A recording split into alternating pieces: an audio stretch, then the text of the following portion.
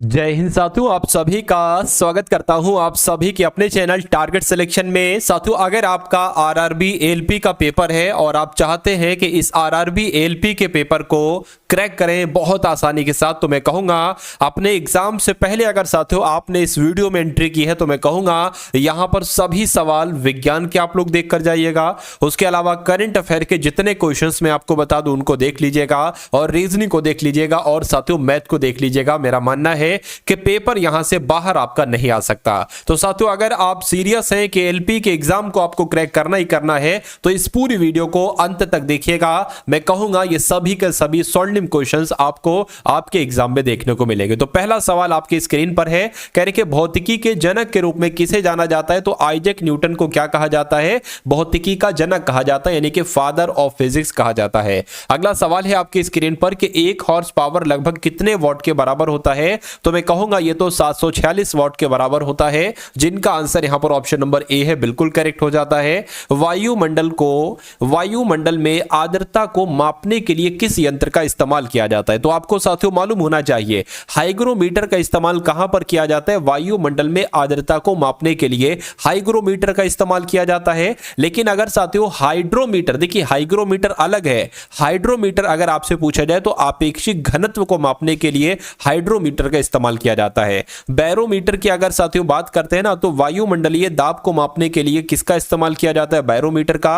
और जो साथियों उच्च तापमान अगर मापना हो, क्या उच्च तापमान को चेक करना हो, तो पायरोमीटर का इस्तेमाल करते हैं, यह भी आपको मालूम होना चाहिए। उसके बाद देखिए प्रतिरोध की एसआई इकाई क्या है? देखिए साइंस के विज्ञान के सभी टॉपिक्स को साथियों मैंने इस वीडियो में कंप्लीट किया है।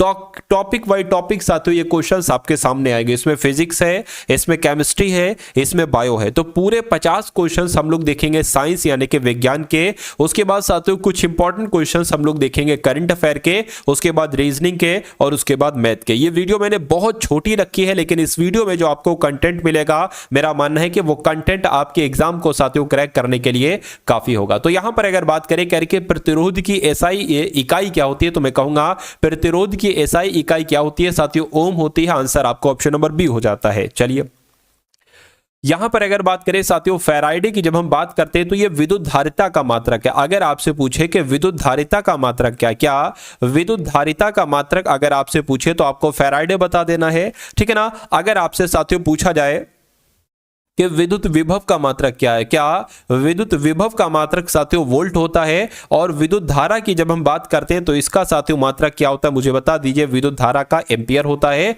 तो कुल मिला के जितनी चीजें मैंने आपको बताई हैं उतनी चीजें आपको मालूम होना चाहिए। अगला सवाल देखिए, निम्नलिखित में से किसके पास गुरुत्वाकर्षण नहीं है? देखिए गुरुत्वाकर्षण बल, ग्रेविटी अगर बात करें, जैसे कि मान लीजिए ये साथियों पृथ्वी है और ये मान लीजिए हम है, ये आप हैं। अगर आपको यहां पर से साथियों फेंका जाता है या किसी भी चीज को फेंका जाता है तो ये पृथ्वी की तरफ आती है। ये बल गुरुत्वाकर्षण बल कहलाया जाता है। अगर किसी को यहां से फेंका जाता है तो ये पृथ्वी पर ही गिरेगा, ये इसका बल है। तो मैं कहूंगा ये चीज पृथ्वी में है, ये चीज शुक्र में भी है, ये चीज शनि ग्रह में भी है, लेकिन कृत्रिम ग्रह में साथियों उपग्रह में ये चीज नहीं है। यानी कि गुरुत्वाकर्षण बल कृत्रिम उपग्रहों के पास नहीं होता है। तो कुल कि जिनका भी आंसर ऑप्शन नंबर डी के साथ है बिल्कुल करेक्ट है। अगला सवाल आपकी स्क्रीन पर है, कह रहे कि तरंग दैर्घ्य की इकाई क्या होती है? तो तरंग दैर्घ्य की इकाई साथियों मीटर यहां पर हम लोग कह सकते हैं। चलिए उसके बाद देखिए, कह रहे कि ध्वनि निम्नलिखित में से किस माध्यम में यात्रा नहीं कर सकती, बताइए। तो ध्वनि की अगर बात करें, ध्वनि निर्वात में साथियों नहीं कर सकती यात्रा। तो इस प्रकार आपका राइट आंसर अगर है ऑप्शन नंबर किसके साथ, ऑप्शन नंबर बी के साथ, तो मैं कहूंगा बिल्कुल करेक्ट है। चलिए ध्वनि अगर साथियों जाना है तो उसके लिए ठोस द्रव गैस कोई माध्यम होना चाहिए। स्पष्ट आकाश का नीला रंग किसके कारण होता है? तो आपको मालूम होना चाहिए। देखिए यहां पर मैं आपको बता देता हूं कि आपको कंफ्यूजन ना हो जाए। प्रकाश का प्रकीर्णन इसका आंसर होना चाहिए। क्या साथियों? प्रकाश के प्रकीर्णन की वजह से, क्या साथियों? प्रकाश के प्रकीर्णन की वजह से आकाश का नीला रंग होता है। अब प्रकाश का प्रकीर्णन तो यहां पर है नहीं, तो प्रकाश का हम फैलाव आंसर लगा देंगे, क्योंकि प्रकाश का फैलाव इसका ही मतलब होता है प्रकाश का प्रकीर्णन। तो जिनका भी आंसर, जो लोग भी यहां पर हैं ऑप्शन नंबर बी के साथ, मैं कहूंगा आंसर आपका बिल्कुल करेक्ट है। अगला सवाल है आपकी स्क्रीन पर, कह रहे हैं कि निकट दृष्टि दोष लोगों के द्वारा प्रयुक्त लेंस होता है, यानी कि जिनको निकट दृष्टि दोष होता है। निकट दृष्टि दोष का मतलब है जिनको दूर की चीजें नहीं दिखती हैं, क्या दूर की चीजें जिनको साथियों नहीं दिखती हैं, मैं कहूंगा उनको क्या होता है, उनको निकट दृष्टि दोष होता है। और जिनको साथियों दूर दृष्टि दोष होता है उनको दूर की चीजें तो दिखती हैं लेकिन निकट की चीजें नहीं दिखती हैं। तो निकट दृष्टि दोष वाले लोगों के लिए अवतल, ठीक है ना, अवतल लेंस होता है, और दूर दृष्टि लोगों वालों के लिए साथियों उत्तल लेंस होता है। तो यहां पर जितने भी मैंने आपको पॉइंट बताए हैं आप सभी लोगों को मालूम होना चाहिए। अगला सवाल देखिए, करके विद्युत चुंबक किससे तैयार होता है? अगर सवाल आपसे पूछा जाए तो नरम लोहे से तैयार होता है विद्युत चुंबक। उसके बाद देखिए, कह रहे कि अल्बर्ट आइंस्टीन को किसके लिए नोबेल पुरस्कार से सम्मानित किया गया था? तो आपको मालूम होना चाहिए फोटो इलेक्ट्रिक प्रभाव के नियम की जब हम बात करते हैं तो फोटो इलेक्ट्रिक प्रभाव के लिए साथियों आइंस्टीन को सम्मानित किया गया था नोबेल पुरस्कार से। आंसर अगर आपका है ऑप्शन नंबर ए तो बिल्कुल करेक्ट है। अगला सवाल है आपकी स्क्रीन पर, कह रहे कि न्यूक्लियर बम बनाने के लिए किसका उपयोग किया जाता है? यह क्वेश्चन बहुत इंपॉर्टेंट है। डबल स्टार लगाकर साथियों, ट्रिपल स्टार लगाकर इसको लिखें क्योंकि ये आपके एग्जाम में इस बार सवाल पूछा जाएगा कि न्यूक्लियर बम बनाने में किसका उपयोग किया जाता है? तो यूरेनियम का साथियों उपयोग किया जाता है। उसके बाद देखिए, एक्सरे का आविष्कार किसके द्वारा किया गया था? तो एक्सरे का आविष्कार किसके द्वारा किया गया था साथियों? इनके अगर नाम की बात करते हैं तो इनका नाम है साथियों रोएंटजन। रोएंटजन यानी कि विलियम के रोएंटजन के द्वारा ही एक्सरे का आविष्कार किया गया था, आपको मालूम होना चाहिए। उसके बाद देखिए अगला सवाल है, कह रहे कि निम्नलिखित में से वो कौन सी पहली मिसाइल है जिसे भारत में विकसित किया गया था? तो जिसे भारत में विकसित किया गया था वो पहली मिसाइल साथियों कौन सी है? पृथ्वी है। या आप सभी लोगों को मालूम होना चाहिए। आंसर अगर आपका है ऑप्शन नंबर बी के साथ तो मैं कहूंगा आंसर आपका बिल्कुल करेक्ट है। भारी जल की खोज साथियों किसने की थी आपको बताना है। तो मैं कहूंगा साथियों यूरे के द्वारा ही भारी जल की खोज की गई थी। अगर आपसे पूछा जाए कब की गई थी तो 1931 में की गई थी। अगला देखिए, कह रहे कि एक्सरे की खोज किसने की थी साथियों? एक्सरे की खोज किसने की थी? अभी मैंने आपको बताया साथियों रोंटजन के द्वारा ही, यानी कि डब्ल्यू के रोंटजन के द्वारा ही एक्सरे की खोज की गई थी। अगला सवाल है, नॉन स्टिक खाना पकाने के बर्तन लेपित होते हैं, यानी कि किससे लेपित होते हैं?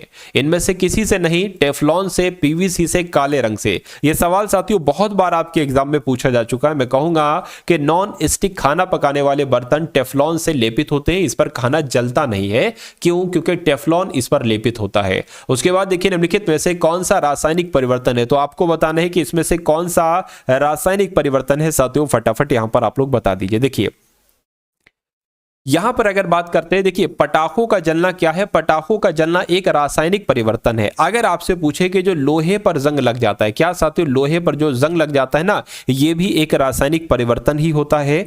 दूध दही में जम जाता है, क्या साथियों जो दूध होता है ना, दूध ये दही में जम जाता है, ये भी एक रासायनिक परिवर्तन होता है। और पटाखों का जलना ये भी एक रासायनिक परिवर्तन होता है। तो इतनी चीजें आप सभी लोगों को यहां पर मालूम होना चाहिए, ठीक है ना। चलिए अच्छा, यहां पर अगर हम लोग बात करते हैं साथियों, जैसे कि जो पानी में चीनी का घुलना ये एक भौतिक परिवर्तन है, कपड़े सुखाना ये भी एक भौतिक परिवर्तन है, और मैग्नीशियम तार का गर्म होना ये भी एक भौतिक परिवर्तन है। अगला सवाल है आपकी स्क्रीन पर, कह रहे हैं इलेक्ट्रॉन की खोज साथियों किसके द्वारा की गई थी बताइए। तो इलेक्ट्रॉन की खोज किसके द्वारा की गई थी? मैं कहूंगा जे थॉमसन के द्वारा ही साथियों इलेक्ट्रॉन की खोज की गई थी। उसके अलावा प्रोटॉन की अगर बात करें, क्या कि प्रोटॉन की खोज किसके द्वारा की गई थी? तो आपको मालूम होना चाहिए प्रोटॉन की खोज साथियों गोल्डस्टीन के द्वारा की गई थी। किसके द्वारा? गोल्डस्टीन के द्वारा की गई थी। अगर आपसे पूछा जाए साथियों न्यूट्रॉन की खोज किसके द्वारा की गई थी, तो चैडविक के द्वारा न्यूट्रॉन की खोज की गई थी। यह भी आपको मालूम होना चाहिए। और अगर आपसे पूछा जाए नाभिक की खोज किसके द्वारा की गई थी, तो रदरफोर्ड के द्वारा नाभिक की खोज की गई थी। और इलेक्ट्रॉन की खोज मैंने आपको बता दिया जे थॉमसन के द्वारा की गई थी। तो जिनका भी आंसर यहां पर ऑप्शन नंबर बी है, मैं कहूंगा ऑप्शन नंबर सी है, बी है, कुछ भी है सर, खैर जे थॉमसन आपको यहां पर मालूम रखना है। अगला सवाल आपके स्क्रीन पर है, कह रहे कि आधुनिक परमाणु सिद्धांत तैयार किया गया था। तो आधुनिक परमाणु सिद्धांत में कहूंगा जॉन डाल्टन के द्वारा यहां पर तैयार किया गया था। क्वेश्चन आपका बहुत इंपॉर्टेंट है। अगला देखिए, इलेक्ट्रॉन त्यागने की प्रवृत्ति को क्या कहा जाता है? तो मैं कहूंगा साथियों इलेक्ट्रॉन त्यागने की प्रवृत्ति को क्या कहा जाता है? ऑक्सीकरण कहा जाता है। क्या कहा जाता है साथियों? ऑक्सीकरण कहा जाता है। राइट आंसर आपका ऑप्शन नंबर ए हो जाता है। अगला सवाल आपकी स्क्रीन पर है, देखिए साथियों आप सभी को पता है कि आपका जो एलपी का एग्जाम है उसमें साथियों विज्ञान आना है, ठीक है ना, और साथियों करंट अफेयर आना है, उसके अलावा रीजनिंग आना है और मैथ आना है। तो जब तक आपका एग्जाम है साथियों, जब तक आपका एग्जाम है, मैं कहूंगा इन सभी क्लासेस को जो भी आपको टारगेट सिलेक्शन के माध्यम से दी जाए, इन सभी क्लासेस को आप लोग देखते रहिए। मेरा मानना है कि आपका एग्जाम बहुत आराम से क्रैक हो जाएगा, ठीक है ना। और जो भी एनालिसिस आएगा उसको भी साथियों देखिएगा। इसलिए अगर चैनल पर आप लोग नए हैं तो चैनल को साथियों सब्सक्राइब कर लीजिए, यानी कि टारगेट सिलेक्शन को सेव करके रख लीजिए, क्योंकि आपके एग्जाम को क्रैक करवाने में इस चैनल की एक बहुत बड़ी अपनी अहम भूमिका होगी। उसके अलावा अगर आपने अभी तक इस वीडियो को लाइक नहीं किया तो मैं रिक्वेस्ट करता हूं कि वीडियो को भी लाइक कर दीजिए। और अगर आप लोग इस वीडियो को शेयर कर सकते हैं, यानी कि अगर आपके मित्रगणों का मित्रों का साथियों अगर पेपर है एलपी का, टेक्नीशियन का, तो उनको साथियों इस वीडियो को शेयर कर दीजिएगा, ठीक है ना। और जैसे कि आपका जो एलपी का पेपर हुआ रहा है, अब जब आपका पेपर होगा तो इससे पूरा अंदाजा हमें लग जाएगा 100% के पेपर अब कैसा आएगा। तो अगली शिफ्ट में आपका पेपर होगा तो आपको बहुत फायदा वहां से मिलेगा, क्योंकि मैं एनालिसिस करा दूंगा। उसके अलावा अगर आपका साथियों टेक्नीशियन का पेपर है तब भी आप चैनल को सब्सक्राइब करके रख लीजिए, क्योंकि टेक्नीशियन की क्लासेस भी आपकी बहुत जल्द शुरू होंगी, और ऐसी क्लासेस जो पूरे यूट्यूब पर साथियों कहीं आपको नहीं मिलेगी। देखिए यानी कि ब्लीचिंग पाउडर का रासायनिक नाम क्या है, तो मैं कहूंगा कैल्शियम ऑक्सीक्लोराइड ही ब्लीचिंग पाउडर का रासायनिक नाम है। उसके बाद देखिए अगले नंबर का साथियों सवाल है आपके स्क्रीन पर, देखिए कहने के सापेक्षता का सिद्धांत यानी कि थ्योरी ऑफ रिलेटिविटी इनमें से किसके द्वारा प्रतिपादित की गई थी, तो मैं कहूंगा अल्बर्ट आइंस्टीन के द्वारा ही सापेक्षता का सिद्धांत दिया गया था, यानी कि थ्योरी ऑफ रिलेटिविटी दी गई थी किसके द्वारा, अल्बर्ट आइंस्टीन के द्वारा। उसके बाद देखिए जो जल है ना, जल में हाइड्रोजन और ऑक्सीजन का अनुपात भार कितना होता है, तो मैं कहूंगा साथियों अगर हाइड्रोजन क्या है, अगर हाइड्रोजन साथियों 1 है तो ऑक्सीजन 8 होगी, यानी कि हाइड्रोजन और ऑक्सीजन का अनुपात जो होता है वो 1:8 होता है। और ऐसा कहां पर लिखा हुआ है, ऐसा साथियों ऑप्शन नंबर बी में लिखा हुआ है। उसके बाद देखिए हास्य गैस क्या है, हास्य गैस की अगर बात करें, अगर वो छोड़ दी जाए जिस कमरे में जिस जगह पर छोड़ दी जाए हास्य गैस, तो सबको हंसी आने लगती है। क्या आने लगती है साथियों, हंसी आने लगती है। इसको साथियों लाफिंग गैस भी कहा जाता है, क्या इसको लाफिंग गैस के नाम से भी जाना जाता है। तो आप लोग ध्यान रखेंगे नाइट्रस ऑक्साइड की जब हम बात करते हैं ना, नाइट्रस ऑक्साइड की जो ऑप्शन नंबर डी में लिखा हुआ है, इसी को साथियों हास्य गैस कहते हैं, अर्थात लाफिंग गैस भी इसी को कहा जाता है। उसके बाद देखिए नींबू में जो एसिड पाया जाता है वो कौन सा पाया जाता है, मुझे बताइए। अब यहां पर आपसे पूछा जाएगा बहुत तरीके की चीजें। सबसे पहले मैंने आपको बता दिया कि नींबू में साइट्रिक एसिड पाया जाता है। कौन सा साथियों, साइट्रिक एसिड पाया जाता है नींबू में, ठीक है ना। अच्छा नींबू में भी ये पाया जाता है, और उसके अलावा साथियों संतरे में भी पाया जाता है, और जो खट्टे फल होते हैं ना, खट्टे फल, तो खट्टे फलों में साथियों साइट्रिक एसिड पाया जाता है। ये आपको यहां पर मालूम होना चाहिए। पहली बात, अगर आपसे पूछा जाए इमली में कौन सा अम्ल पाया जाता है, तो टार्ट्रिक अम्ल जो है ना इमली में पाया जाता है, ठीक है, टार्ट्रिक एसिड इमली में पाया जाता है। मौलिक एसिड की अगर बात करें और मौलिक अम्ल की बात करें तो ये साथियों सेब में पाया जाता है। कहां पर, सेब में पाया जाता है। और दूध में साथियों कौन सा एसिड पाया जाता है, तो लैक्टिक एसिड ये आपका दूध में पाया जाता है। तो जितनी जानकारी मैंने आपको बताई साथियों उतनी आप लोग ध्यान रखेंगे। उसके बाद देखिए अगला सवाल है कि इनमें से कौन सा लोहे का सबसे शुद्ध रूप है, बताइए। तो ये सवाल आपसे कई बार पूछा जा चुका है कि जो पिटवा लोहा होता है, पिटवा लोहा ये लोहे का साथियों सबसे शुद्ध रूप होता है। अगर कभी एग्जामिनर पिटवा लोहा ना दे ऑप्शन में, तो अगर गड़ा हुआ लोहा दे, क्या साथियों गड़ा हुआ लोहा दे, तो वो आपका राइट आंसर हो जाएगा। यानी कि गड़ा हुआ लोहा लोहे का सबसे शुद्ध रूप माना जाता है, या पिटवा लोहा भी आंसर हो सकता है। उसके बाद देखिए कह रहे हैं निम्नलिखित में से कौन सी धातु मानव ने सबसे पहले साथियों प्रयुक्त की थी, यानी कि किसका इस्तेमाल मानव ने सबसे पहले शुरू किया, तो मैं कहूंगा तांबे का इस्तेमाल मानव ने सबसे पहले शुरू किया। आंसर आपका ऑप्शन नंबर बी के साथ जाएगा। जंग लगने पर लोहे का भार, जब किसी लोहे में जंग लग जाती है तो उसका भार बढ़ जाता है, घट जाता है, कोई परिवर्तन नहीं होता, यह परिवर्तन होता है। तो मैं कहूंगा जब लोहे पर जंग लग जाती है तो उस लोहे का भार बढ़ जाता है। इसलिए जिनका भी आंसर यहां पर है ऑप्शन नंबर ए के साथ बिल्कुल करेक्ट है। अगला सवाल है साथियों कह रहे कि जब लोहे की कील को जंग लग जाए तो कील का वजन, अभी आपने देखा था कि जब लोहे पर जंग लग जाती है तो लोहे का वजन बढ़ जाता है, ठीक है ना, बढ़ जाता है। तो यहां पर साथियों लोहे की कील की बात चल रही है, लोहे की कील पर जंग लगेगा ना तो कील का भार बढ़ जाएगा। ऐसा कहां पर लिखा हुआ है कि बढ़ता है, तो मैं कहूंगा ऐसा ऑप्शन नंबर ए में लिखा हुआ है, तो यह आपका बिल्कुल करेक्ट आंसर हो जाता है। उसके बाद देखिए कह रहे जब अंगूर की खेती करने को या संवर्धन को निम्नलिखित में से किस नाम से जाना जाता है, बताइए। तो मैं कहूंगा साथियों इसको विटीकल्चर कहा जाता है। अंगूर की खेती को क्या कहा जाता है, सिंपल सी बात है, तो विटीकल्चर कहा जाता है, आपको मालूम होना चाहिए। अगर बात करें पिसीकल्चर की बात करें तो मछली पालन को, जैसे कि अंगूर की खेती को, अंगूर के उत्पादन को क्या कहा जाता है, विटीकल्चर। ऐसे ही साथियों पिसीकल्चर कहा जाता है मछली के उत्पादन को। सेरीकल्चर की अगर बात करते हैं, जो रेशम कीट को होते हैं ना, रेशम कीट पालन, रेशम कीट पालन को क्या कहा जाता है, सेरीकल्चर कहा जाता है। और बागवानी करने को क्या कहा जाता है, बागवानी करने को साथियों हॉर्टिकल्चर कहा जाता है। तो इतनी बातें आपको यहां पर मालूम होना चाहिए। उसके बाद देखिए ऑर्निथोलॉजी का संबंध किससे है, हड्डियों से है, पक्षियों से है, आभूषणों से है, धातु से है, बताइए। तो मैं कहूंगा साथियों कि ऑर्निथोलॉजी की जब हम बात करते हैं साथियों, पक्षियों के अध्ययन को कहा जाता है क्या, पक्षियों के अध्ययन को साथियों ऑर्निथोलॉजी कहा जाता है, ठीक है ना। और भूकंपों के अध्ययन को क्या कहा जाता है, सिस्मोलॉजी कहा जाता है। क्या साथियों, भूकंप के अध्ययन को क्या कहा जाता है, सिस्मोलॉजी कहा जाता है। यानी कि इतनी जानकारी आपको मालूम होना चाहिए भाई, बहुत बढ़िया, वेरी गुड क्लास। चलिए साथियों अब उसके बाद देखते हैं नेक्स्ट नंबर का सवाल है, कह रहे कोशिका में इनमें से कौन सी पाचन थैली कहलाई जाती है। यानी कि अगर बात करते हैं यहां पर, अगर साथियों हम लोग बात करते हैं कि जो लाइसोसोम होता है, ठीक है, कोशिका में जो लाइसोसोम है ये पाचन थैली कहलाई जाती है। राइट आंसर आपका डी के साथ जाएगा। पादप कोशिका भित्ति निम्नलिखित में से किससे बनी होती है, तो पादप कोशिका भित्ति साथियों सेल्यूलोज की बनी होती है, ये आपको मालूम होना चाहिए। सही जवाब आपका ऑप्शन नंबर बी हो जाता है। अगला देखिए, कह रहे कि रेगिस्तान का जहाज किस जानवर को कहा जाता है। तो रेगिस्तान का जहाज साथियों किस जानवर को कहा जाता है, ये तो आपको मालूम होना चाहिए। ऊंट को क्या कहा जाता है, ऊंट को ही रेगिस्तान का जहाज कहा जाता है। अगला देखिए, कह रहे कि हाइपोक्सीमिया, क्या साथियों हाइपोक्सीमिया ये क्या है, तो क्या रक्त में ऑक्सीजन के निम्न स्तर को कहते हैं हाइपोक्सीमिया। बिल्कुल साथियों, पहला पढ़ा और पहला ये आपका राइट आंसर हो गया। यानी कि हाइपोक्सीमिया क्या कहलाया जाता है, तो रक्त में ऑक्सीजन के निम्न स्तर को हाइपोक्सीमिया ही कहा जाता है। रक्त का पीएच मान साथियों कितना होता है, फटाफट मुझे बताइए। तो मैं कहूंगा 7.4 ये क्या होता है, ये रक्त का पीएच मान होता है। जिनका भी आंसर यहां पर ऑप्शन नंबर बी के साथ है, बिल्कुल करेक्ट है। उसके बाद देखिए रक्त समूह यानी कि ब्लड ग्रुप ओ की जब हम बात करते हैं तो इसको क्या कहा जाता है, सार्वजनिक दाता इसको कहा जाता है, या सार्वजनिक ग्रहणकर्ता कहा जाता है, या साथियों दोनों कहा जाता है, मुझे बताइए। पहला पॉइंट आपको मालूम होना चाहिए कि जो रक्त समूह है साथियों, रक्त समूह इसकी खोज किसके द्वारा की गई थी, तो रक्त समूह की साथियों खोज किसके द्वारा की गई थी, लैंडस्टीनर के द्वारा की गई थी। क्या लैंडस्टीनर के द्वारा ही साथियों रक्त समूह की खोज की गई थी, पहला पॉइंट आपको मालूम होना चाहिए, ठीक है ना। और रक्त समूह ओ को क्या कहा जाता है, सार्वजनिक दाता कहा जाता है। क्या रक्त समूह ओ को सार्वजनिक दाता कहा जाता है, पहला पॉइंट।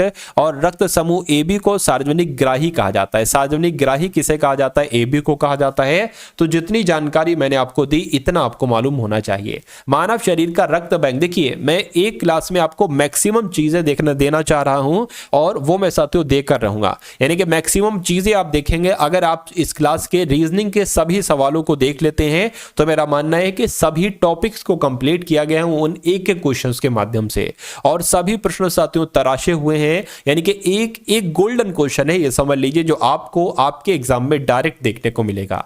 तो मानव शरीर का रक्त बैंक को साथियों क्या, यानी कि प्लीहा को कहा जाता है। क्या मानव शरीर का रक्त बैंक, तो मैं कहूंगा बिल्कुल प्लीहा को ही कहा जाता है मानव शरीर का रक्त बैंक। उसके बाद देखिए ईसीजी का प्रयोग किस रोग के निर्णय के लिए किया जाता है, तो मैं कहूंगा साथियों हृदय की कमजोरी जब किसी को हो जाती है तो ईसीजी का एक टेस्टिंग होती है साथियों, टेस्ट होता है ईसीजी, ठीक है ना। चलिए, और इसकी फुल फॉर्म की अगर बात करें तो इलेक्ट्रोकार्डियोग्राफी भी कहते हैं, इलेक्ट्रोकार्डियोग्राम भी कहा जाता है। दोनों बातें आपको यहां पर मालूम होना चाहिए। यूरिया, मनुष्य में यूरिया किस में बनता है बताइए, तो ये तो साथियों यकृत में बनता है। कहां पर बनता है मनुष्य में यूरिया, यकृत में बनता है।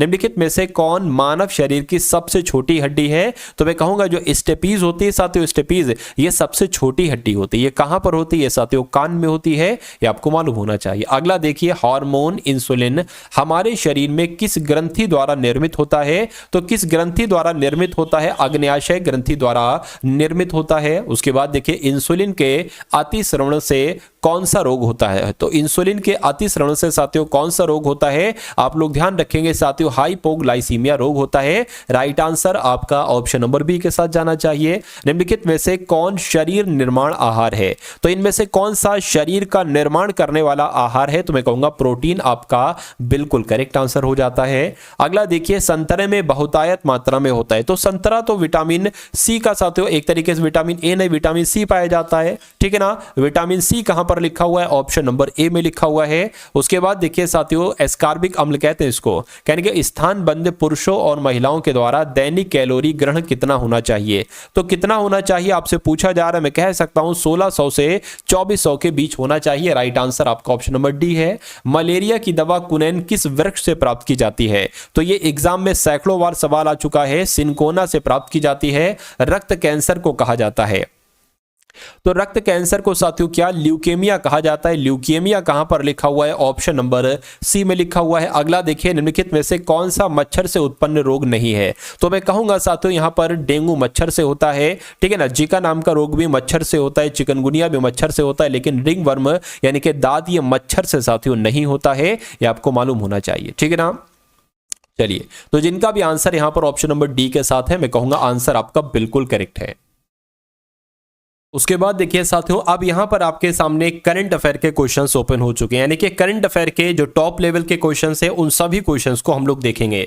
तो मैंने आपका समय बचाने के लिए जो राइट आंसर है उसको साथियों रीड करवा दिया, ठीक है ना। तो आप लोग याद रखेंगे, आपके एग्जाम में पूछा जाएगा कि गंगा उत्सव 2024 कहां पर मनाया गया है, तो हरिद्वार में मनाया गया है। उसके बाद देखिए, किस राज्य सरकार ने विशेष शिक्षा जोन बनाए जाने की घोषणा की है? तो मैं कहूंगा उत्तर प्रदेश सरकार ने ही विशेष शिक्षा जोन बनाने की घोषणा की है। उसके बाद देखिए, अगला सवाल है कि किसे द हैरी मिशेल अवार्ड मिला है? तो मैं कहूंगा इनका नाम है विभव कुमार तालुकदार और इनको द हैरी मिशेल अवार्ड दिया गया है। अगला देखिए, कह रहे कि मिस ग्रैंड इंटरनेशनल का खिताब जीतने वाली पहली महिला कौन बनी है? तो रेचल गुप्ता ही मिस ग्रैंड इंटरनेशनल का खिताब जीतने वाली पहली महिला बनी है, आपको मालूम होना चाहिए। साथियों यहां पर अगर बात करें साथियों, देखिए श्री श्री रविशंकर को अपना सर्वोच्च नागरिक पुरस्कार प्रदान किया गया है। तो किस देश ने साथियों? फिजी देश ने श्री श्री रविशंकर को अपना सर्वोच्च नागरिक पुरस्कार प्रदान किया है। अगला देखिए, कह रहे भारत ने सुल्तान जौहर कप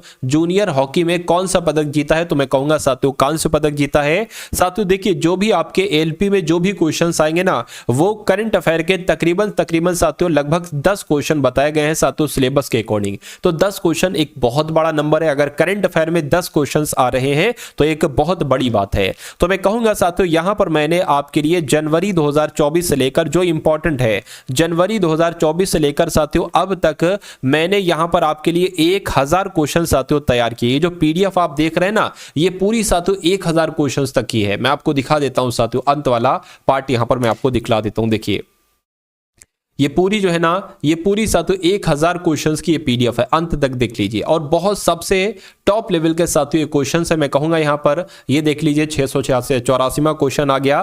तो ये पीडीएफ अगर आप साथियों लेना चाहते हैं तो ये भी चीज मैं आपको बता देता हूं कैसे ये पीडीएफ आप ले सकते हैं, क्योंकि अभी आपका टेक्नीशियन का भी पेपर होगा, ठीक है ना। तो उसमें जो करंट अफेयर आएगी वो भी आपके लिए साथियों बहुत इंपॉर्टेंट होगी।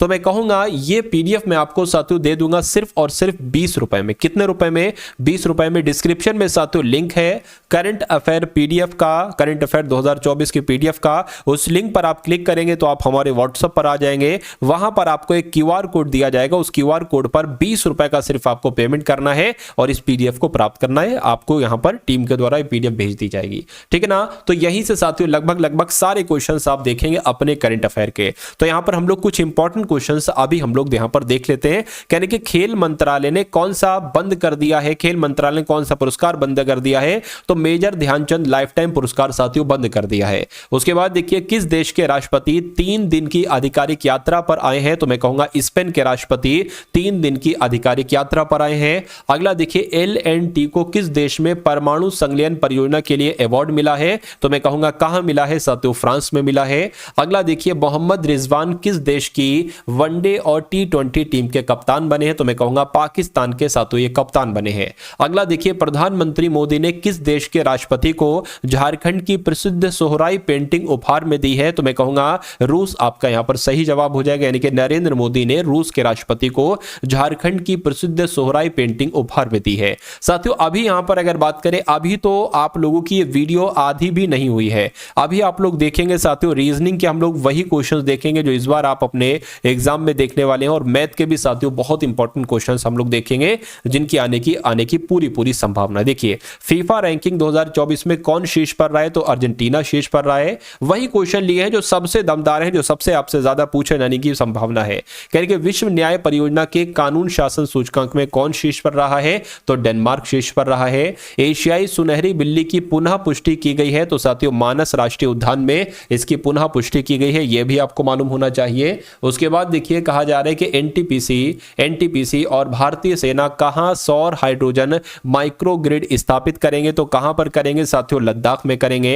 अगला देखिए कौन कोयले से विद्युत उत्पादन बंद करने वाला पहला देश बना है, तो कौन बना है साथियों, यूके बना है। उसके बाद देखिए भारत ने किस देश के उम्मीदवारों के लिए 34वां रक्षा निर्माण कार्यक्रम आयोजित किया है, तो मैं कहूंगा मालदीव आपका यहां पर सही जवाब हो जाएगा। अगला देखिए एशिया स्वच्छ ऊर्जा शिखर सम्मेलन 2024 ये कहां पर आयोजित किया गया है, तो ये सिंगापुर में आयोजित किया गया है। किसे वर्ल्ड स्टील एसोसिएशन का अध्यक्ष चुना गया है, तो मैं कहूंगा टीवी नरेंद्रन को वर्ल्ड स्टील एसोसिएशन का अध्यक्ष चुना गया है। डॉक्टर नीना मल्होत्रा को किस देश में भारत का एम्बेसडर बनाया गया है, तो मैं कहूंगा स्वीडन आपका राइट आंसर होगा। यानी कि डॉक्टर नीना मल्होत्रा को स्वीडन देश में भारत का एम्बेसडर बनाया गया है। किसे जामिया का कुलपति नियुक्त किया गया है, तो मजहर आसिफ को जामिया का कुलपति नियुक्त किया गया है। अगला देखिए भारत के मुख्य चुनाव आयुक्त ने किस देश के केंद्रीय चुनाव आयुक्त के साथ आयोग के साथ एमओयू साइन किए, तो मैं कहूंगा उज्बेकिस्तान के साथ एमओयू साइन किए हैं। अगला देखिए किस राज्य सरकार ने कक्षा 10 के लिए उत्तीर्ण अंक कम करने का प्रस्ताव रखा है, तो मैं कहूंगा महाराष्ट्र यहां पर आपका राइट आंसर हो जाएगा। अंतरराष्ट्रीय गीता महोत्सव 2024 का आयोजन किया जाएगा, तो कुरुक्षेत्र में किया जाएगा।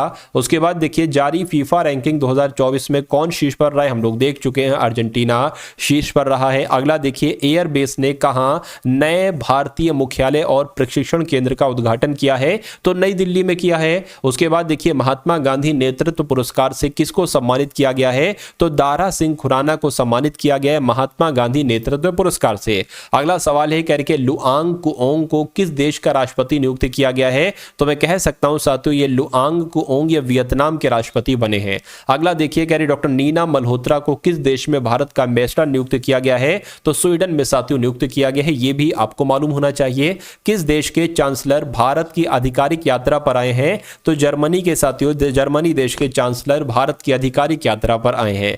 रक्षा मंत्री राजनाथ सिंह ने कहा अंतरराष्ट्रीय सेमिनार यानी कि चाणक्य रक्षा संवाद के दूसरे संस्करण का उद्घाटन किया है, तो मैं कहूंगा साथियों राजनाथ सिंह ने अंतरराष्ट्रीय सेमिनार चाणक्य रक्षा संवाद के दूसरे संस्करण का उद्घाटन नई दिल्ली में किया है। उसके बाद देखिए बिहार में कहां पहले ड्राई पोर्ट का उद्घाटन किया गया है, तो साथियों बिहटा में किया गया, बिहार के बिहटा में। भारतीय महिला हॉकी खिलाड़ी ने संन्यास की घोषणा की है, तो इनका नाम रानी रामपाल है और ये हॉकी की खिलाड़ी हैं और इन्होंने संन्यास की घोषणा की है। वर्ल्ड हेल्थ ऑर्गेनाइजेशन ने किसे मलेरिया मुक्त घोषित किया है, तो मैं कहूंगा मिस्र देश को मलेरिया मुक्त घोषित किया है। भारत और पाकिस्तान ने करतारपुर कॉरिडोर को कब तक बढ़ाया है, तो 2029 तक बढ़ाया है, यह भी आपको मालूम होना चाहिए। गोल्फ महिला इंडियन ओपन 2024 के 16वें संस्करण की मेजबानी कौन करेगा, तो साथियों गुरुग्राम करेगा, आंसर आपका बी हो जाएगा। जस्टिस याहिया आफरीदी किस देश के नए चीफ जस्टिस नियुक्त किए गए हैं, तो मैं कहूंगा पाकिस्तान के साथियों नियुक्त किए गए हैं। चलिए उसके बाद देखिए कह रहे कि किसने 24वीं राष्ट्रीय पैरा तैराकी चैंपियनशिप जीती है, तो मैं कहूंगा कर्नाटक यहां पर आपका राइट आंसर हो जाएगा। कह रहे कि किस देश के भारतीय दूतावास में प्रवासी परिचय 2024 कार्यक्रम का आयोजन किया जा रहा है, तो सऊदी अरब यहां पर आपका राइट आंसर होगा। उसके बाद देखिए किस देश के राष्ट्रपति ने अपने देश में यूपीआई शुरू करने का निर्णय लिया है, तो मैं कहूंगा मालदीव देश के राष्ट्रपति ने अपने देश में यूपीआई शुरू करने का निर्णय लिया है। कौन सी राज्य सरकार विकलांग लोगों के लिए विशेष अदालतें स्थापित करेगी, तो मैं कहूंगा दिल्ली राज्य सरकार विकलांग लोगों के लिए विशेष अदालतें स्थापित करेगी। लुआंग कुओंग को किस देश का राष्ट्रपति नियुक्त किया गया है, तो म्यांमार के साथियों ये राष्ट्रपति बने हैं। उसके बाद देखिए अगला सवाल है कह के भारत किस राज्य में नई मिसाइल परीक्षण रेंज विकसित करेगा, तो आंध्र प्रदेश में करेगा। कहां पर साथियों, आंध्र प्रदेश में करेगा। संस्कृति और एकता का प्रतीक फूल वालों की सौर उत्सव कहां पर शुरू हुआ है, तो यह साथियों नई दिल्ली में शुरू हुआ है, आपको मालूम होना चाहिए। कौन कर्मचारी चयन आयोग यानी कि एसएससी स्टाफ सिलेक्शन कमीशन के अध्यक्ष बने हैं? तो एस गोपाल कृष्णन ही कर्मचारी चयन आयोग के अध्यक्ष बने हैं। किसने बीएसएनएल का नया लोगो लॉन्च किया है? तो मैं कहूंगा ज्योतिरादित्य सिंधिया ने बीएसएनएल का नया लोगो लॉन्च किया है। करेंगे कौन गूगल के नए सीटीओ बने हैं? तो साथियों प्रभाकर राघवन ही गूगल के नए सीटीओ बने हैं, यह आपको मालूम होना चाहिए। किसे कालिदास सम्मान पुरस्कार प्रदान किया जाएगा? तो रघुपति भट्ट जी को कालिदास सम्मान पुरस्कार दिया जाएगा। किस राज्य ने यातायात नियमों के उल्लंघन पर नजर रखने के लिए सिटीजन सेंटिनल ऐप लॉन्च किया है? तो मैं कहूंगा केरल के द्वारा लॉन्च किया गया। आंसर आपका बी हो जाता है। अगला देखिए, भारत ने किस देश के बागान शिक्षा को बढ़ावा देने के लिए ग्रांट को दोगुना किया है? तो मैं कहूंगा श्रीलंका आपका राइट आंसर यहां पर हो जाता है। अब उसके बाद देखिए यहां पर साथियों आपके रीजनिंग के क्वेश्चन शुरू हो चुके हैं, तो बहुत टॉप लेवल के मैं कहूंगा, अगर जहां पर जितने क्वेश्चन मैं आपको यहां पर साथियों करा दूं रीजनिंग के, इन क्वेश्चंस को आप देखिएगा, बहुत अच्छे तरीके से देखिएगा। यहां से आपको कई सारे क्वेश्चंस डिक्टो देखने को मिलेंगे। तो पहला सवाल है, कह रहे कि 4 अक्षर समूह दिए गए, यानी कि 4 ऑप्शन आपको दिए गए हैं, जिनमें से 3 किसी तरह से संगत है, यानी कि 3 में एक लॉजिक लगा है, 3 समान है और एक उसमें से असंगत है, एक अलग है। तो उस अक्षर समूह का चयन करिए जो असंगत है, यानी कि जो सबसे भिन्न है, जो सबसे अलग है। देखिए इसमें हमें बताना है सबसे अलग कौन सा। एफ होता है 6 पर, एच होता है 8 पर, एल होता है 12 पर, आर होता है 18 पर, उसी प्रकार एन होता है 14 पर, पी होता है साथियों किस पर, पी की बात करें पी 16 पर होता है, टी 20 पर होता है और जेड जो होता है ना वो 26 पर होता है। उसी प्रकार डी होता है 4 पर, एफ होता है 6 पर, जे होता है 10 पर, पी होता है 16 पर। उसी प्रकार जी 7 पर होता है, आई 9 पर होता है, एम 13 पर होता है, साथियों यू 21 पर होता है। अब यहां पर आपको बताने के सबसे अलग लॉजिक कहां पर लगा हुआ है साथियों, देखिए ये 6 से 8 हुआ है, 2 बड़ा है, 8 से 12 हुआ है, 4 बड़ा है, 12 से 18 हुआ है, मैं कहूंगा 6 बड़ा है। यहां पर साथियों 2 बड़ा है, यहां पर 4 बड़ा है, यहां पर भी साथियों 6 बड़ा है। यानी कि जो लॉजिक यहां पर है वही लॉजिक यहां पर है। यहां पर साथियों 2 बड़ा है, यहां पर 4 बड़ा है, यहां पर 6 बड़ा है, यहां पर भी वही लॉजिक है। यहां पर 2 बड़ा है, यहां पर साथियों कितना, यहां पर तो और घट गया, 6 घटा दिया गया है। तो मैं कहूंगा सबसे अलग कौन सा ऑप्शन है, ऑप्शन नंबर ए वाला है। तो मैं कहूंगा कि यही आपका बिल्कुल करेक्ट आंसर हो जाता है भाई। बहुत बढ़िया, वेरी गुड क्लास। अब अगला सवाल देखिए साथियों, इस सवाल का जवाब आप कैसे दे सकते हैं मुझे बताइए। कहने के P Q R S T you और एक दीवार पर, ठीक है ना, ठीक है, यू के बाद साथियों वी भी आएगा क्योंकि और लिखा हुआ है ना ऐसे करके। चलिए बता देते हैं हम, यहां पर क्या लिखा हुआ, यहां पर वी लिखा हुआ है। तो P Q R S T U U V एक दीवार पर एक पंक्ति में पश्चिम दिशा की ओर मुंह करके खड़े, यानी कि एक यहां पर साथियों मान लीजिए एक पंक्ति हो गई और ये साथियों किस तरफ देख रहे हैं, सभी के सभी एक दीवार पर एक पंक्ति में पश्चिम दिशा की ओर मुंह करके खड़े हुए, यानी कि सभी का मुख किस तरफ है, इस तरफ है साथियों, सभी का मुख। कितने लोग हैं, 1 2 3 4 5 6 7 7 लोग हैं। तो साथियों 7 लोग बना लेते, 1 2 3 4 5 6 7, ये 7 लोग बन गए। तो कहा जा रहा है कि एस जो है ना, आर जो है ना, आर एस के ठीक बाईं ओर बैठा है। तो अगर यहां पर हम मान लीजिए यहां पर साथियों अगर हम बनाए तो कह रहे हैं, क्या कह रहे हैं कि एस के ठीक, एस को हम कहीं पर भी बैठाल सकते हैं। एस को मान लीजिए साथियों हम यहां पर बैठाल देते हैं, ठीक है ना। और कहा जा रहा है कि एस के ठीक बाईं ओर, यानी कि एस का बायां इधर हो जाएगा। एस के ठीक बाईं ओर कौन बैठा है, एस के ठीक बाईं ओर आर बैठा है। तो साथियों आर यहां पर बैठ जाएगा, बिल्कुल सही, ये लाइन हो चुकी है आपकी। कहने कि क्यू दोनों सिरों में से एक सिरे पर बैठा है, यानी कि क्यू या तो यहां पर बैठा है या तो यहां पर बैठा है। अभी देखिए हम कह नहीं सकते ये सबसे अंतिम है, क्या पता यहां पर कोई और भी बैठे। चलिए तो क्यू सबसे अंतिम में बैठा है, अंतिम सिरे पर। टी उसके बगल में बैठा है, टी उसके बगल में बैठा है, ठीक है, टी उसके बगल में बैठा है। कह रहे कि वी जो है ना, वी ये टी और यू के बीच में है। टी और यू के बीच में कौन है साथियों, वी है। चलिए कहने के एस उत्तरी सिरे से 5वें स्थान पर बैठा है। उत्तरी सिरा अब किधर हो जाएगा साथियों, ठीक है ना, उत्तरी सिरा किधर हो जाएगा, उत्तरी सिरा ये हो जाएगा, यानी कि इसके 5वें स्थान पर बैठा है एस, यानी कि 1 2 3 4 5, यानी कि अच्छा एस तो यहां पर बैठा है। तो मैं क्या कहूंगा, मैं क्या कर सकता हूं, मैं साथियों इसमें क्या कर सकता हूं कि 1 2 3 4 5 कितने, एस उत्तरी सिरे से 5वें स्थान पर बैठा है। तो साथियों 1 2 3 4 5 इसको यहां बैठाल देते हैं। और आर की अगर बात करें साथियों, आर को हम कहां पर बैठाल देते हैं, आर को हम यहां पर बैठाल देंगे, ठीक है। चलिए कोई दिक्कत नहीं है। अब यहां पर ध्यान दीजिए, अब ये यहीं पर ही फिक्स है। यहां पर कहा गया था कि एस के ठीक बाईं ओर बैठा है आर, ठीक है, Q दोनों सिरों में से एक पर है, तो Q को अगर हम यहां पर बैठालते हैं तो T उसके बगल में नहीं बैठ पाएगा, इसलिए Q को हम यहां पर बैठा लेंगे और जाहिर सी बात है साथियों T यहां पर बैठ जाएगा। उसके बाद कहेंगे T और U के बीच में V बैठा है, तो T और U के बीच में कौन बैठा है, V बैठा है, यानी कि V आपका यहां पर आ जाएगा। अब बचा कौन, एक बचा P, बचा P आपका यहां पर आ जाएगा। तो कितने लोग थे, 7 लोग थे, सातों को हमने बैठा दिया। कह रहे कि उन पंक्ति में कौन पंक्ति के बीच में बैठा हुआ है, तो मैं कहूंगा 3 इधर से हटाइए, 3 इधर से हटाइए, बचा क्या, U बचा, तो मैं कहूंगा U पंक्ति के बीच में बैठा है और U साथियों यहां पर है। तो जिनका भी आंसर यहां पर U आ रहा था, मैं कहूंगा आंसर आपका बिल्कुल करेक्ट हो जाता है। अगला सवाल है साथियों आपकी स्क्रीन पर, इस सवाल को देखिए और फटाफट मुझे बताइए कि आपका राइट आंसर क्या होगा। कह रहे कि TONGUE को PUHOFV लिखा जाता है, तो MASAMASTER को साथियों क्या लिखा जा सकता है, आप लोगों को यहां पर मुझे बताना है। चलिए देखिए यहां पर अगर साथियों हम लोग बात करें, ठीक है, देखिए T से यहां पर क्या, ये 16 हो गया, 4 का घटा दिया गया, 15 से यहां पर 21 हो गया, इसमें साथियों 6 बढ़ा दिया गया, 14 से यहां पर H हो गया, इसमें घटा दिया गया। तो इसका लॉजिक साथियों मुझे कुछ समझ में नहीं आ रहा है, तो समझ में नहीं आ रहा है तो साथियों इसमें कुछ हो सकता हो और लॉजिक लग रहा हो। इसमें और कोई लॉजिक की अगर बात करें, इसको देखिए ऐसे लिखने की कोशिश करें, TONGUE, और उसके अलावा इसको इसके नीचे लिख दे साथियों PUH और O और F और V। अब यहां पर आप थोड़ा सा अगर ध्यान दे रहे हैं तो ध्यान में आपको साथियों इतना लग रहा होगा, O होता है 15 पर, ये P हो जाएगा 16 पर होता है, T होता है 21 पर, U आ जाएगा, T होता है 20 पर, उसके अगला ये हो जाएगा, मतलब O का अगला P होता है, T का अगला U होता है, G का अगला H होता है, N का अगला O होता है, E का उल्टा F होता है, उल्टा नहीं अगला, और U का अगला साथियों V होता है। तो मैं कहूंगा यही हमको चीज यहां पर अपनाना है। तो हम लिख लेते हैं साथियों, मास्टर लिखा हुआ है यहां पर, MASTER लिखा हुआ है, तो A का अगला क्या होता है, B, तो B यहां पर आ जाएगा। अब B देखिए सिर्फ और सिर्फ ऑप्शन नंबर A में है, तो मैं कहूंगा A आपका बिल्कुल करेक्ट आंसर हो जाएगा। M का अगला N होता है और T का अगला साथियों U होता है, S का अगला क्या होता है, T होता है, R का अगला S हो जाएगा और E का अगला F हो जाएगा।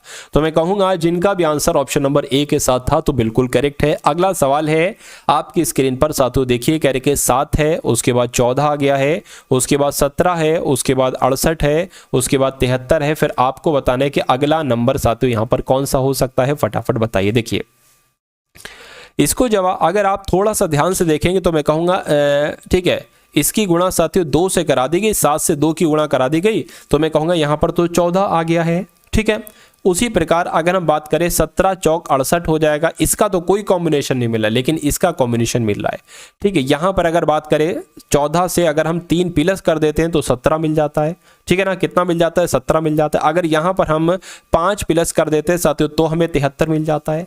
अब देखिए 2 से गुणा कराई गई, फिर 4 से गुणा कराई गई, तो मैं कहूंगा यहां पर अब 6 से गुणा कराएंगे, तो जब 73 की गुणा साथियों 6 से कराई जाती है, 6 3 18 हो गया, 6 7 42 हो गया और 1 43 हो गया, यानी कि क्या यहां पर 438 आएगा। अगर 438 ऑप्शन में है तो मैं कहूंगा हाँ यहां पर 438 ही आएगा, और बिल्कुल यहां पर ऑप्शन में भी है 438। तो जिनका भी आंसर, जो लोग यहां पर ऑप्शन नंबर डी के साथ है, मैं कहूंगा आंसर आपका बिल्कुल करेक्ट है। उसके बाद देखिए उस विकल्प का चयन कीजिए जिसमें दी गई संख्याओं के बीच वही संबंध है जो दिए गए समुच्चयी संख्याओं के बीच में, यानी कि 9 45 10, इसके बारे में आपको यहां पर बताना है। बताइए। चलिए देखिए भाई यहां पर अगर बात करें, मतलब कहने का मतलब यह है कि जैसे 9 45 और साथियों 10 में जो संबंध है वही संबंध आपको बताने के, और किसमें आपको यहां पर नजर आ रहा है साथियों, बताइए। चलिए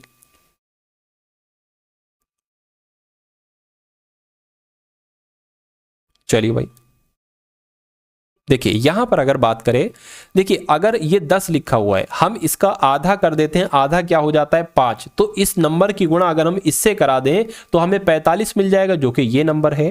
तो अगर हम 5 की गुणा 26 के आधे यानी कि 13 से कराएंगे तो क्या 75 आएगा। मैं कहूंगा 13 5 75 65 होता है, ये नहीं आएगा। उसके बाद साथियों यहाँ पर 8 की गुणा 18 का आधा होता है 9, 8 की गुणा 9 से करे 8 नहीं 72, क्या 72 यहाँ पर लिखा हो, मैं कहूँगा बिल्कुल लिखा हुआ है। यानी कि जो यहाँ पर लॉजिक है वही लॉजिक यहाँ पर था, बाकी यहाँ पर आप नहीं देखेंगे। ये 11 हो जाएगा 22 से आधा, 6 की 11 से करोगे तो 66 आएगा, 85 नहीं आएगा, बाकी साथियों ये भी नहीं आएगा। ठीक है, तो उसके बाद देखते हैं नेक्स्ट नंबर का सवाल है आपके स्क्रीन पर, सीटिंग अरेंजमेंट का सवाल है, बहुत शानदार सवाल है। इस सवाल को देखिए और मुझे बताइए कि आपका राइट आंसर किस ऑप्शन के साथ जाएगा।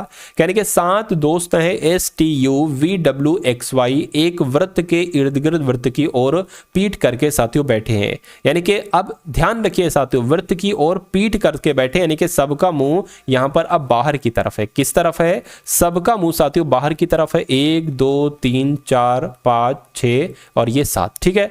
यानी कि Y और V के बीच 3 व्यक्ति बैठे हैं। तो मान लीजिए Y अगर हम यहां पर बनाए, Y और V के बीच में 3 व्यक्ति बैठे हैं, तो 1 2 3, क्या कह रहे हैं, Y और V के बीच 3 व्यक्ति हैं, तो Y और V के बीच 3 व्यक्ति हो गए, ठीक है। तो 1 2 3, ठीक है। तो V आपका यहां आ गया, ठीक है, कोई दिक्कत नहीं। कहने के W और V के दाईं, ठीक है, W जो है ना ये V के दाईं और ठीक बगल में बैठा है। यानी कि V यहां पर V का दायां किधर हो जाएगा? इधर हो जाएगा, क्योंकि V का मुंह इस तरफ है, तो यहां पर W बैठ जाएगा, ठीक है ना। उसके बाद क्या कहा जा रहा है? उसके बाद साथियों कह रहे हैं कि Y और X के बीच में U बैठा हुआ है, तो Y और X, Y ये हो गया, Y और X, X यहां पर नहीं लिख सकते, X यहां पर लिखेंगे। Y और X के बीच में U बैठा है, तो U हमने बैठा दिया, ठीक है। अब बचा कौन साथियों? कहने के W या Y के बगल में नहीं बैठा है T, यानी कि W या Y के बगल में नहीं बैठा है T, यानी कि T यहां पर नहीं आएगा, तो जाहिर सी बात है T यहां पर आएगा। तो मैं कहूंगा यहां पर अब कौन बचा है? S बचा है, S आपका यहां पर आ जाएगा। सवाल में देखिए पूछ रहे थे कि V और X के बीच में कौन है, तो V किधर गया? V और X के बीच में कौन है? V और X के बीच में साथियों T है, तो मैं कहूंगा T आपका यहां पर बिल्कुल करेक्ट आंसर हो जाएगा। तो ऐसा सवाल आएंगे साथियों आप अपने एग्जाम में। इन सभी सवालों को अगर आप करना चाहते हैं तो जो कुछ आपको दिया जाए वो आप लोग साथियों याद रखेंगे। और अगर इस चैनल पर साथियों नए हैं, टारगेट सिलेक्शन चैनल पर नए हैं, तो टारगेट सिलेक्शन चैनल को जरूर सब्सक्राइब करके बेल आइकन पर क्लिक कर लीजिए। मेरा मानना है एग्जाम आपका बहुत धुआंधार होगा, ठीक है ना। चलिए अब उसके बाद देखते हैं साथियों नेक्स्ट नंबर का सवाल है आपकी स्क्रीन पर। इस सवाल को देखिए और फटाफट बताइए आंसर आपका क्या होगा। करके 4 अक्षर समूह दिए गए हैं, जिसमें से 3 किसी तरह से संगत हैं और एक असंगत है। उस अक्षर समूह का चयन करिए जो असंगत है। तो जो सबसे अलग है वो आपको यहां पर बताना है। बताइए, देखिए मैं कहूंगा साथियों के की अगर बात करें तो के से एन हुआ, यहां पर 3 बड़ा है, ठीक है ना। उसके बाद N से Q हुआ है, यहां पर 3 बड़ा है। Q 17 पर होता है, T 20 पर होता है, यहां पर भी 3 बड़ा है। और T से W हुआ है, 3 बड़ा है। उसके बाद अगर बात करें P से S हुआ है, 3 बड़ा है। S से V हुआ है, 3 बड़ा है। V से Y हुआ है, 3 बड़ा है। Y से B हुआ है, तब भी 3 बड़ा है। यहां पर अगर साथियों हम लोग बात करें C से G हुआ है, तो ये तो 3 से 4 यानी 3 से 7 हो गया, यानी कि यहां पर तो 4 बढ़ गई। ये तो अलग ही लॉजिक है। यहां पर अगर बात करें तो 4 पर होता है, G 7 पर होता है, 3 बड़ा है। यहां पर भी 3, यहां पर भी 3 और यहां पर भी 3 बड़ा है। मैं कहूंगा कि ऑप्शन नंबर C वाले में साथियों कहीं पर 3 की जगह 4 बढ़ रहा था, तो इसलिए सबसे अलग जो होगा वो ऑप्शन नंबर C वाला ही हो जाएगा। उसके बाद देखिए नेक्स्ट नंबर का सवाल है। ऐसा भी साथियों एक सवाल आपसे पूछा जाता है, 100% आपसे एक ऐसा सवाल आपके एलपी के एग्जाम में पूछा जाएगा। इसलिए इस सवाल को आप कैसे कर सकते हैं और बहुत जल्दी आप कैसे कर सकते हैं इसको आपको बताने। देखिए RO यहां पर भी है, यहां पर भी है, ठीक है। अच्छा देखिए RO तो बाद में आएगा, RE पहले आएगा, तो RES पहले आएगा, REP पहले आएगा, REC पहले आएगा। मैं कहूंगा REC पहले आएगा, तो ये आ गया। REP पहले आएगा ना कि ये, तो साथियों ये 4 आपका हो गया, फिर आपका 3 हो गया। और ROT पहले आएगा या ROS पहले आएगा, तो मैं कहूंगा ROS पहले आएगा, फिर साथियों ये आएगा।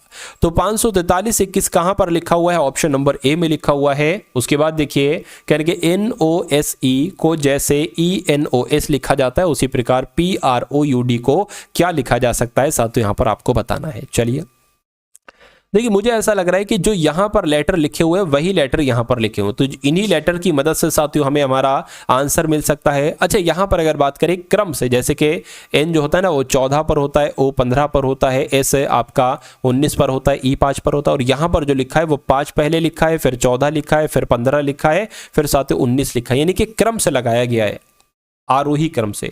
उसी प्रकार इसमें क्या होता है, सबसे पहले इसमें साथियों D आता है, ठीक है ना। D के बाद साथियों O आता है, और O के बाद P आता है, फिर R आता है, फिर U आता है। तो DOP कहां पर लिखा हुआ है? मैं कहूंगा DOPRU कहां पर लिखा हुआ है? ऑप्शन नंबर B में लिखा हुआ है। तो यही आपका साथियों यहां पर बिल्कुल करेक्ट आंसर हो जाता है भाई। बहुत बढ़िया, वेरी गुड क्लास। चलिए साथियों, अगर आपने अभी तक इस वीडियो को लाइक नहीं किया तो मैं रिक्वेस्ट आपसे करता हूं कि इस वीडियो को आप लोग यहां पर लाइक कर दीजिए और अपने मित्रों के साथ अगर आप इस वीडियो को शेयर कर देते हैं तो मुझे बहुत अच्छा लगेगा।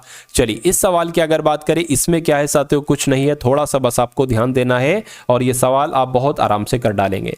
कहने कि एक चौकोर टाइप का कागज का टुकड़ा है, मान लीजिए, इसको बीच से फोल्ड किया जाता है, ये वाला पार्ट इसके ऊपर आ जाता है। अब आपके पास ये चीज आ गई, इसको यहां से फोल्ड किया जाता है, ये वाला पार्ट इसके ऊपर आ जाया जाता है। अब इसको आपको साथियों ऐसी आकृति मिल गई, इसको बीच से फोल्ड किया जाता है, ऐसा आपके साथ आ जाती है। यानी कि अब आपके पास एक ऐसी आकृति है। यहां पर आप एक ट्रायंगल या कट यहां लगाते हैं और चौकोर टाइप का कट यहां पर लगाते हैं।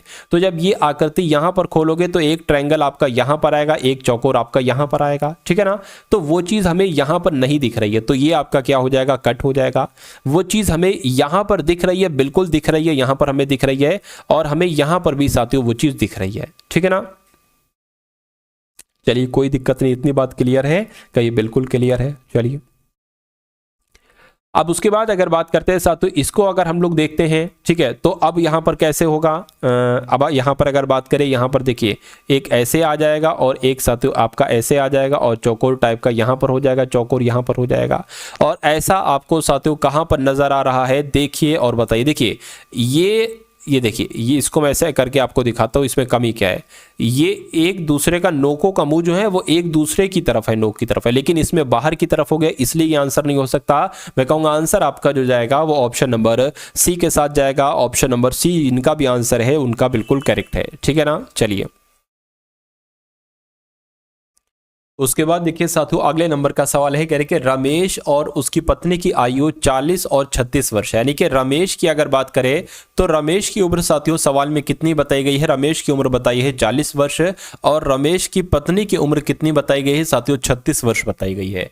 कहने कि यदि उनके बेटे और दो बेटियों की औसत आयु 13 वर्ष है, तो अगर हम साथियों बात करें उनके बेटा यानी कि बेटा एक और दो बेटियां यानी कि कुल मिला के साथियों कितने हो जाएंगे। या एक काम कर लेते हैं साथियों, 13 वर्ष है, ठीक है, तो परिवार की औसत आयु यानी कि परिवार में कुल मिला के 5 लोग हैं। कैसे, 1 2 और यहां पर 2 बेटियां और एक बेटा, यानी कि टोटल 5 लोग हैं, ठीक है ना, 5 लोग हैं साथियों यहां पर। अब यहां पर अगर बात करें साथियों, हम बहुत आराम से निकाल सकते हैं कि अगर 2 बेटियां हैं, एक बेटा है, इन तीनों की औसत आयु 13 वर्ष है, तो इन तीनों का योग कितना होगा, 13 तियां 39 हो जाएगा। तो मैं कहूंगा बच्चों की अगर बात करें, बच्चों की आयु का योग कितना है, तो 39 है, ठीक है, और पति पत्नी का तो ये है, तो टोटल 5 लोग हैं। टोटल की पांचों की आयु का योग कितना हो जाएगा, आप लोग देख लीजिए, 6 और ये 15 हो गया आपका, ये 8 हो गया, 9 10 11 हो गया, यानी कि 115 यहां पर आ जाएगा। तो मैं कहूंगा ये टोटल आयु का योग हो गया और इतने लोग हैं, तो इनको आप भाग कर दोगे साथियों तो परिवार की औसत आयु आपको मालूम पड़ जाएगी। 5 दूना 10 हो गया, 5 तियां 15 हो गया, यानी कि औसत आयु साथियों कितनी निकली आपकी, 23 वर्ष निकली। तो 23 वर्ष साथियों कहां पर लिखा हुआ है, ऑप्शन नंबर ए में लिखा हुआ है। बाद देखिए अगला सवाल है, कह रहे कि 2 दर्जन केले का मूल्य कितना है, 240 रुपए है। 18 नींबू का मूल्य 90 रुपए है। तो कहने के एक नींबू और एक केले का मूल्य का अनुपात क्या हो। देखिए जब 2 दर्जन केले यानी कि मैं कहूंगा 24 केले की अगर बात करें तो 24 केले का मूल्य कितना है, 240 है। तो एक केले का मूल्य कितना हो जाएगा साथियों, एक केले का मूल्य साथियों 10 रुपए हो जाएगा। मैं कहूंगा बिल्कुल एक केले का मूल्य 10 रुपए हो गया। उसी प्रकार 18 नींबू का मूल्य क्या है साथियों, 18 नींबू का मूल्य कितना है, 18 नींबू का मूल्य 90 है। तो मैं कहूंगा एक नींबू का मूल्य कितना हो जाएगा, 18 पंजे 90 यानी कि 5 रुपए हो जाएगा। तो ये हो गया साथियों एक केले का मूल्य, ये हो गया एक नींबू का मूल्य, ठीक है। या इसको ऐसे लिख सकते हैं, एक नींबू और एक केले का मूल्य पूछा जा रहा है, तो एक नींबू का मूल्य ये है, एक केले का मूल्य ये है। इसको कट करोगे 1:2 आ जाएगा, यानी कि एक नींबू और एक केले के मूल्य का अनुपात कितना आ जाएगा, 1:2 आ जाएगा। और जो कौन से ऑप्शन में लिखा हुआ है, जो ऑप्शन नंबर सी में लिखा हुआ है। चलिए अब उसके बाद देखिए अगला सवाल है आपकी स्क्रीन पर, इस सवाल को देखिए और फटाफट आप लोग बताइए कि आपका राइट आंसर यहां पर किस ऑप्शन के साथ जा सकता है।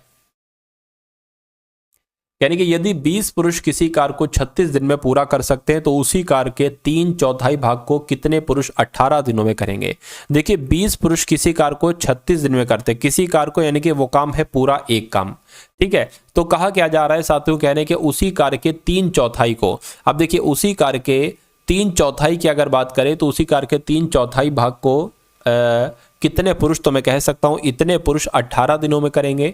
काम कितना है 3/4, तो 3/4 साथियों नीचे आ जाएगा। ये एक काम ये पूरा है, ये 3/4 है। इसकी साथियों गुणा यहां पर हो जाएगी, 4 यहां पर आ जाएगा, यानी कि अब ये 4 यहां से हट चुका है। चलिए कोई दिक्कत नहीं, इतनी बात क्लियर है, ठीक है।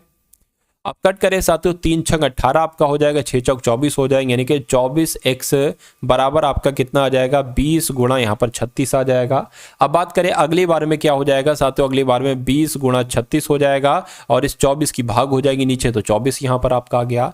12 दूना 24, 12 तिया 36, 2 से कट करेंगे 10 आ जाएगी, यानी कि x बराबर आपका कितना आ जाएगा 30 आ जाएगा। तो मैं कहूँगा 30, ठीक है। उसी कार्य के 3/4 भाग को 30 पुरुष 18 दिनों में करेंगे, तो 30 यहां पर आपका जो होगा वो बिल्कुल करेक्ट आंसर हो जाता है।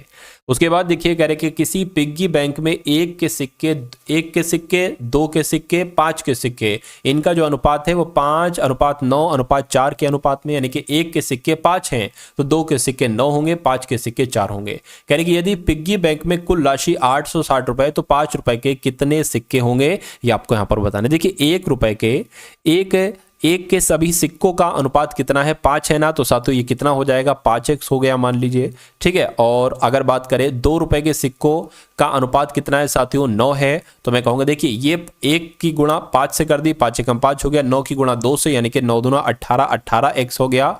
और उसी प्रकार अगर बात करें, ठीक है, 5 रुपए के सिक्के का जो अनुपात है ना वो 4 है, तो मैं कहूंगा 5×4 20, यानी कि 20x हो गया। और इन सब की अगर हम बात करते हैं ना, तो इन सब की अगर बात करें साथियों, तो ये कितना बताया, ये कितना टोटल हो जाएगा, ये कितना टोटल हो जाएगा 18 और 20 कितना हो गया साथियों 38 हो गया। 38 आपका 43x हो गया। ये 43x की अगर बात करते हैं साथियों, ये 43x की अगर बात करते हैं, तो यहाँ पर ये 43x की अगर बात करते हैं साथियों, 43x जो है वो 860 के बराबर है। तो x बराबर कितना हो जाएगा 860/43 हो जाएगा। अगर इसको आप कट करोगे साथियों, 43 दूना होता है 86, ठीक है ना, यानी कि x बराबर आपका कितना आ जाएगा, मैं कहूंगा 20 आ जाएगा। तो अब x बराबर आपको 20 मिल चुका है। आपसे पूछा जा रहा था कि 5 रुपए के कितने सिक्के हैं, तो 5 रुपए के कितने सिक्के हैं साथियों 4 सिक्के हैं, यानी कि 4x का मान आपको बताना। x बराबर 20 है तो 4x बराबर क्या हो जाएगा 80 हो जाएगा। तो 80 आपका यहां पर बिल्कुल करेक्ट आंसर हो जाता है। भाई बहुत बढ़िया, वेरी गुड क्लास। अब उसके बाद देखिए अगला सवाल है आपके स्क्रीन पर, इस सवाल को देखिए और फटाफट आप लोग बताइए राइट आंसर क्या होगा। कह रहे हैं कि x अनुपात y 8:5 है, 5:8 है, यानी कि जहां पर आपको x देखने को मिले 5 लिख देना, जहां पर y देखने को मिले 8 लिख देना। अब यहां पर अगर साथियों बात करें, ये पता क्या लिखा है 4x - 3y लिखा हुआ है और अनुपात 4x - 7y लिखा हुआ है। ये थोड़ा सा दिक्कत हो गया। देखिए 4 गुणा x, 4 गुणा, ठीक है, 4 गुणा आपका 5 आ जाएगा, 4 गुणा आपका 5 आ गया, 3 गुणा आपका 8 आ जाएगा, 3 गुणा 8 आ गया।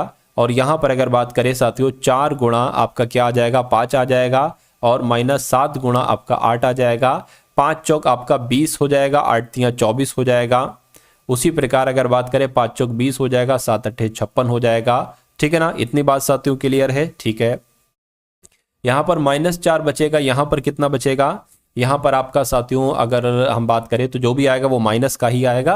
30 40 50 यानी कि 36 आ जाएगा। तो मैं कहूंगा अगर इसको इस माइनस से माइनस कैंसिल हो जाएगा, 1 और 9 का अनुपात यहां पर मिलेगा। और ये कहां पर ऐसा अनुपात है, ऑप्शन नंबर डी वाले में साथियों ऐसा अनुपात है। तो ये आपका बिल्कुल करेक्ट आंसर हो जाता है।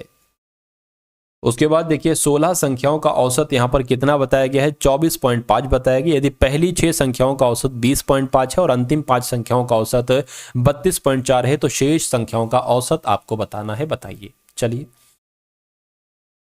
देखिए यहां पर जो कहा जा रहा है ना वो हम लोग कर लेंगे। 16 संख्याओं का औसत कितना है, 16 संख्याओं का औसत साथियों यहां पर जो बताया गया है वो 24.5 बताया गया। अब हम कैलकुलेटर का इस्तेमाल करेंगे। अगर मैं आपसे कहूं कि 16 संख्याओं का कुल मिला के योग कितना होगा, तो आपको 24 गुणा 5 की गुणा 16 से करनी होगी। कितना आ जाएगा 392 आ जाएगा। यानी कि मैं कहूंगा 16 संख्याओं का कुल मिला के योग कितना हो जाएगा 392 हो जाएगा। ठीक है, ये तो 16 संख्या हो गई। पहले के जो 16 संख्याओं में से जो पहली 6 संख्याएं हैं, पहली 6 संख्याओं का औसत कितना है साथियों 20.5 है।